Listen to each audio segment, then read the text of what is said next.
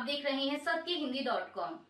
एक नजर अब तक की सुर्खियों। केंद्रीय मंत्री और लोक जनशक्ति पार्टी रामविलास के प्रमुख चिराग पासवान की सुरक्षा में बदलाव किया गया है।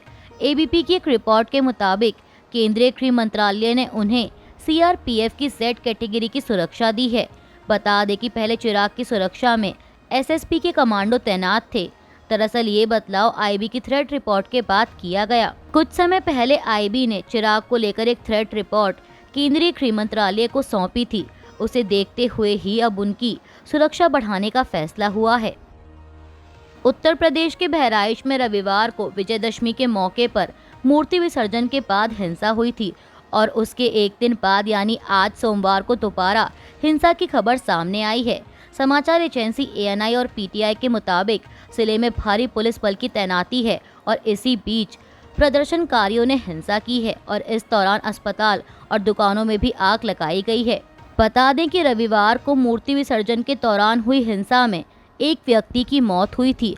इसके बाद राज्य के मुख्यमंत्री योगी आदित्यनाथ ने एक्स पर पोस्ट करके बताया था कि इस मामले में कठोर कदम उठाने का आदेश दिया गया है। उन्होंने लिखा था कि जनपद बहराइच के महसी में माहौल बिगाड़ने वालों को बख्शा नहीं जाएगा, सभी को सुरक्षा की गारंटी। लेकिन उपद्रवियों और जिनकी लापरवाही से घटना घटी है, ऐसे लोगों को चिन्हित कर कठोरतम कार्रवाई के निर्देश दिए हैं।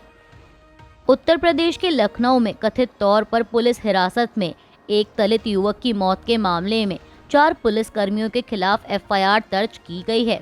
मृतक अमन गौतम को शुक्रवार को पुलिस ने एक जुआ घर में छापेमारी के दौरान गिरफ्तार किया था। पीटीआई के मुताबिक मृतक के परिवार ने आरोप लगाया है कि अमन की मौत पुलिस की कस्टडी में सख्त पिटाई के कारण हुई है। इस घटना से नाराज मृतक के परिजन और अन्य लोगों ने प्रदर्शन किया था और जिम्मेदार अधिकारियों के खिलाफ कार्रवाई नहीं किए जाने तक अंतिम संस्कार करने से इनकार कर दिया था और अब इस मामले में 4 पुलिसकर्मियों के खिलाफ एफआईआर दर्ज की गई है।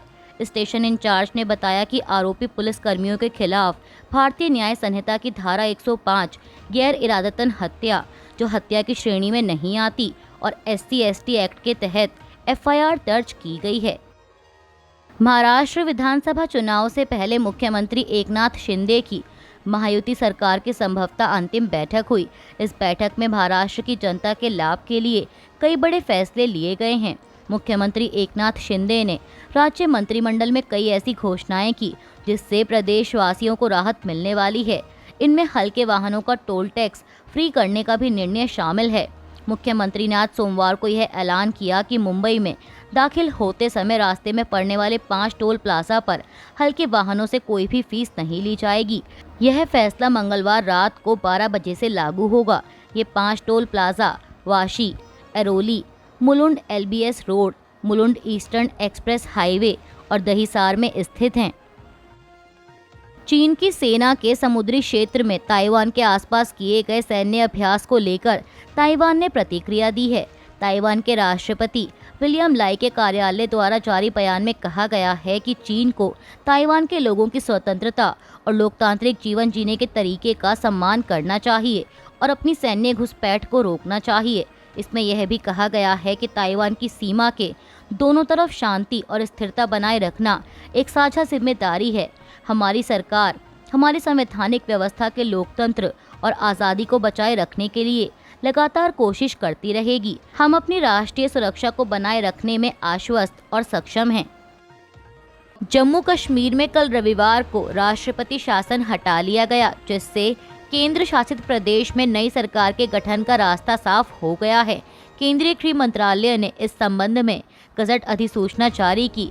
राष्ट्रपति द्रौपदी मुर्मू द्वारा हस्ताक्षरित अधिसूचना में कहा गया है कि जम्मू कश्मीर पुनर्गठन अधिनियम 2019 का 34 की धारा 73 के साथ भारत के संविधान के अनुच्छेद 239 और 239A द्वारा प्रदत्त शक्तियों का प्रयोग करते हुए केंद्र शासित प्रदेश जम्मू कश्मीर के संबंध में 31 अक्टूबर 2019 का आदेश जम्मू कश्मीर पुनर्गठन अधिनियम 2019 की धारा 54 के तहत मुख्यमंत्री की नियुक्ति से ठीक पहले निरस्त माना जाएगा। कांग्रेस नेता पी चिदम्बरम ने कल रविवार को कहा कि नई जम्मू कश्मीर सरकार के सामने पहला काम राज्य का दर्जा बहाल करने की मांग करना होना चाहिए और इंडिया ब्लॉक पार्टियों को इसका समर्थन करना चाहिए।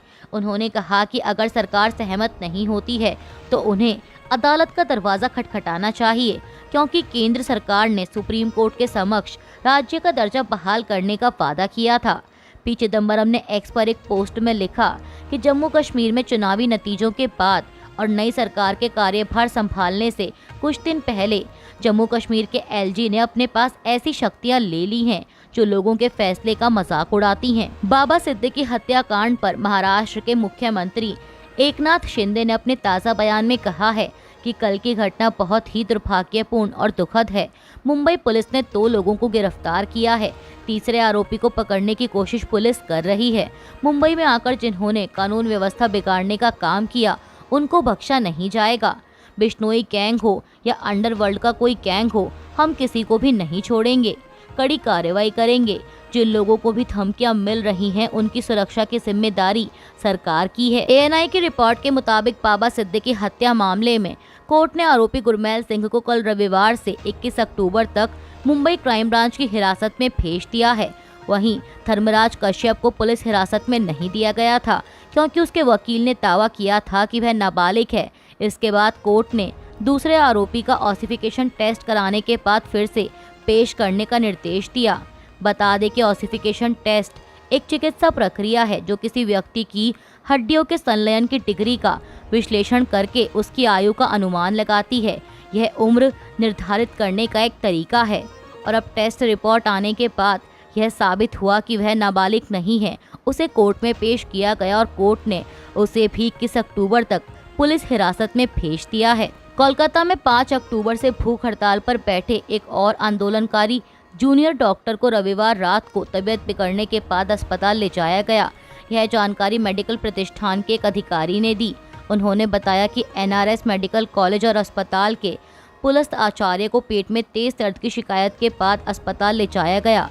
पीटीआई की रिपोर्ट के मुताबिक आचार्य के साथ ही अनशन के दौरान अस्पताल में भर्ती होने वाले जूनियर डॉक्टरों की कुल संख्या 4 हो गई है। अखिल भारतीय चिकित्सा संघ यानी फाइमा, जो पूरे भारत में रेजिडेंट डॉक्टर्स एसोसिएशन का प्रतिनिधित्व करने वाला निकाय है, ने पश्चिम बंगाल में चल रहे डॉक्टरों के विरोध प्रदर्शन के साथ एकजुटता दिखाते हुए आज सोमवार से अस्पतालों में वैकल्पिक सेवाओं को राष्ट्रव्यापी बंद करने का आह्वान किया है। निकाय के एक अधिकारी ने कहा कि शनिवार को फाइमा की बैठक के बाद यह निर्णय लिया गया। हालांकि निकाय ने सभी आरडीए से यह सुनिश्चित करने का अनुरोध किया कि आपातकालीन सेवाएं 24 घंटे चालू रहें। फाइमा ने कहा कि वह पश्चिम बंगाल के जूनियर डॉक्टरों के साथ पूरी तरह से एकजुट है। दिल्ली और गुजरात पुलिस के संयुक्त अभियान में कल रविवार को गुजरात के अंकलेश्वर से करीब 5,000 करोड़ रुपए की कीमत की कम से कम 518 किलोग्राम कोकीन बरामद की गई और 5 लोगों को गिरफ्तार किया गया। अधिकारियों ने बताया कि ये नई जब्ती दिल्ली में 700 किलोग्राम कोकीन की बरामदगी से जुड़ी है।